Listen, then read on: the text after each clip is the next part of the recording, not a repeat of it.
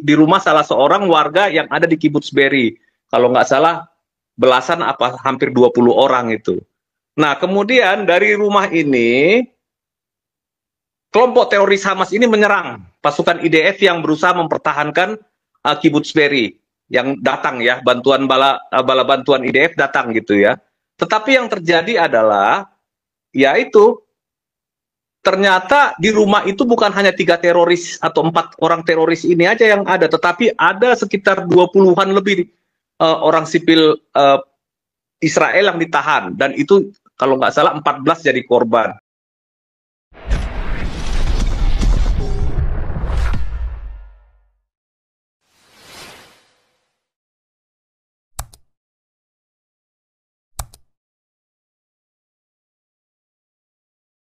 Oke, lanjut. Sampai mana tadi?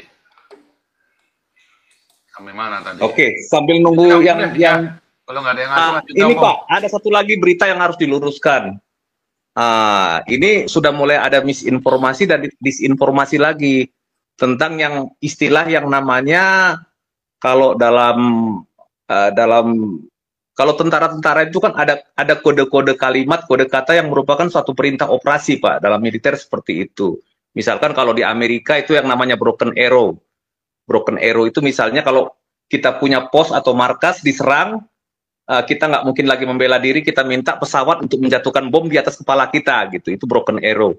Nah, di Israel juga ada yang namanya perintah Hannibal atau Hannibal Order.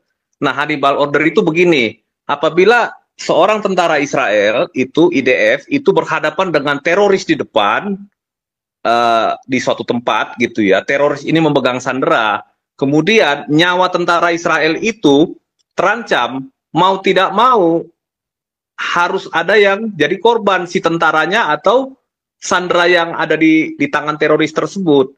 Nah, tetapi ini kalau ini dalam sistem komandonya IDF itu mereka diberikan semacam ini ya, semacam hak untuk membela diri juga gitu. Ya cuman ada konsekuensinya, Pak. Sanderanya selamat atau tanggal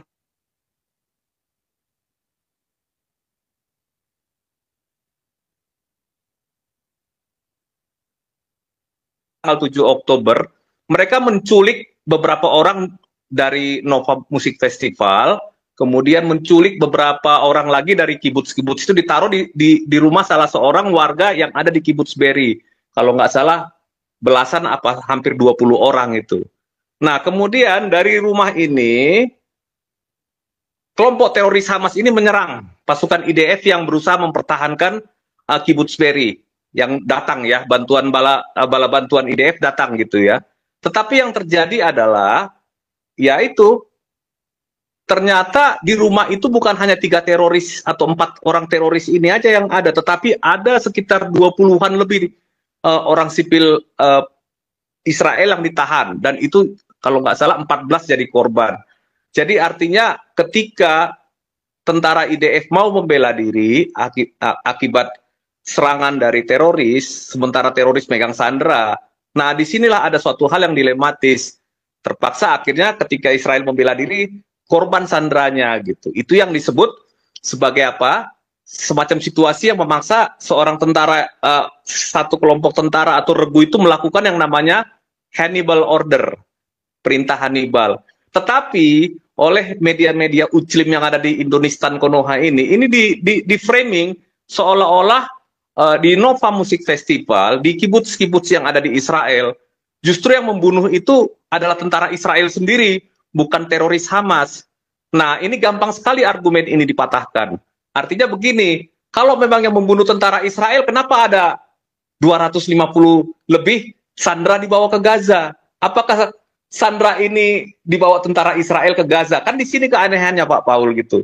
Nah, ini harus diluruskan. Kenapa terjadi disinformasi, dan ini supaya nanti orang-orang Kristen juga jangan sampai terpengaruh dan dilemahkan gitu keyakinannya dengan apa framing tipu-tipu takiyah ala ideologi sebelah ini. Itu aja Pak Paul. Silakan dilanjutkan Pak.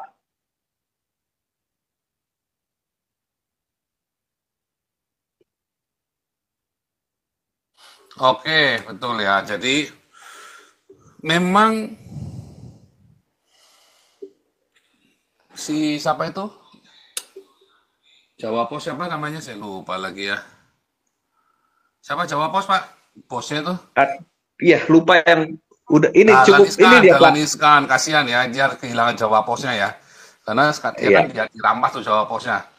Jadi Dahlan Iskan itu pernah ngomong post truth itu ya, siapa tuh yang main ngomong post truth? Franslis siapa tuh membahas post truth itu ya. Jadi post truth itu ngeri ya, saudara ya, post truth. Jadi kebenaran itu bukan bukan siapa yang benar. Yang disebut dengan truth itu bukan karena right, tetapi siapa yang paling massal, siapa yang bombastis, itulah yang truth. Bukan karena right, gila ya. Ini ngeri sekali loh saudara ya sekarang ini. Yang di Indonesia terjadi kan begitu kan. Dan itu dilakukan oleh Islam. Mengapa Islam mewajibkan kalian beranak yang banyak? Dengan diharapkan nanti Islam menjadi mayoritas, lalu semua orang di framing.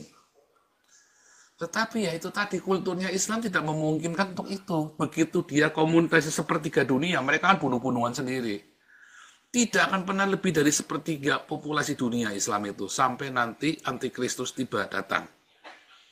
Itu siapa itu? Imam Mahdi, antikris ya. Baru nanti seluruh dunia dikuasai, dicaplok. Itu pun karena apa? Karena Roh Kudus diambil dari muka bumi. Ya. Ini yang terjadi. Nah, itulah post truth. Ya, itu post truth itu memang sebuah kengerian ya. Itu 3 roh najis itu, post truth itulah salah satu roh najis ya. Semua ya, roh dusta, walauhu khairul makirin, perzinahan, ya, poligami itu kan. Ya kan? Yang ketika ada penyembahan idolatry, seperti yang dilakukan oleh Islam di Ka'bah. Itu kan idolatry. Ya, seperti Maimun itu kan berkata, Islam itu monoteis, tetapi itu adalah avodasarah, idolatry. Dan itu tiga-tiganya ada dalam Islam. Luar biasa ya. Dan memang Jadi ya, Jadi gini Pak Paul, jadi post-truth ini sebenarnya mulai sebenarnya udah barang lama sebetulnya Pak Paul. Cuman diformulasikan lagi baru ketika pemilu di Amerika yang pertama ya, waktu Trump yang pertama kali menang dulu gitu. Jadi post-truth itu kebenaran yang asli itu tertutupi oleh suara apa? Suara dengungan, misalkan dengungan misinformasi dan disinformasi tadi. Dengan cara menggunakan siapa, menggunakan apa, menggunakan framing, menggunakan buzzer gitu ya, menggunakan influencer, menggunakan ternak gitu ya. Ya di Konoha ini juga sama kan. 10 tahun kita dibodohi kan oleh para buzzer ini kan gitu. Nah, tetapi kalau saya dari awal sudah mulai 5 tahun pertama saya mulai sadar ini pasti ada sesuatu yang aneh. Sepertinya ini teorinya Joseph Goebbels, itu menteri propagandanya Hitler, itu kayaknya dipergunakan kembali gitu. Jadi apapun yang kita lihat di sekitar kita hanyalah propaganda dan fata morgana, gitu kira-kira Pak Paul. Silakan Pak.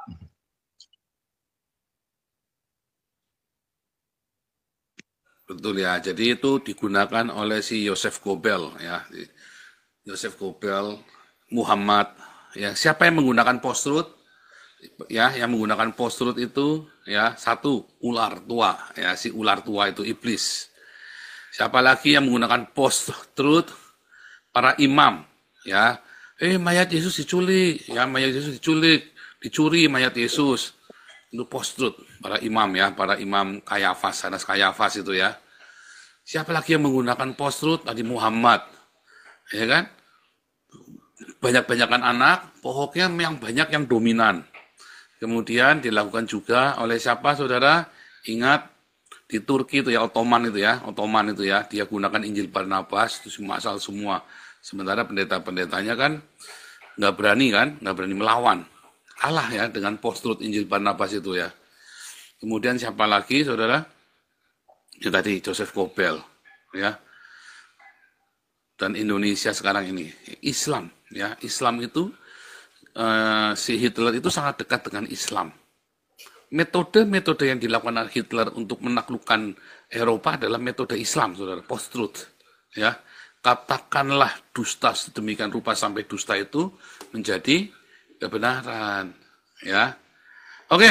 Lanjut, siapa lagi nih mau lanjut nih? Ini makin seru ya, 1.300, 1,3K penonton live viewer. Jangan lupa saudara, beli buku Khilafah Terakhir Penguasa Dunia ya. Yang di Belanda Anda bisa pesan sama saya langsung, stoknya nggak banyak ya, yang di Belanda paling cuma tinggal 20-an aja. Kalau yang di Indonesia stoknya masih tinggal 300-an ya yang. Hampir habis juga ya, saya lupa nggak tahu. Oke, 1,3 Baik, Pak live Paul. viewer. Ya, Saya Om. hard copy-nya belum punya. PDF-nya saya punya ini buku ini, Pak. Waktu Pak Ini saya punya, Pak ini Paul nih, pernah kasih bagus ke nih. saya. Iya nih. Mantap, mantap Pak Paul. Silakan Pak. Ada yang Ya. mau bicara mungkin yang lain. Yang lain dulu nih, Yang ngomong fokus ya, fokus siapa saja boleh ngomong, bisa Raisen dulu ya. Raisen dulu ngomong. Dan Bu Ellen belum jadi co-host nih. Bu Ellen jadi co-host. Pak Teddy sudah jadi co-host. Pak Teddy sudah jadi co-host ya. Pak Andi sudah jadi co-host. Siapa lagi nih kroni-kroni nih? Pak Putih nih udah lama nggak bicara nih, Pak Putih, silakan Pak Putih. Jangan lupa ya, ini ada restoran Jenny, toko Jenny di Rotterdam. Anda yang ke Rotterdam jangan lupa mampir di toko Jenny ya. Masakan Indonesia yang lezat, luar biasa, orangnya juga ramah, enak, asik ya, luar biasa.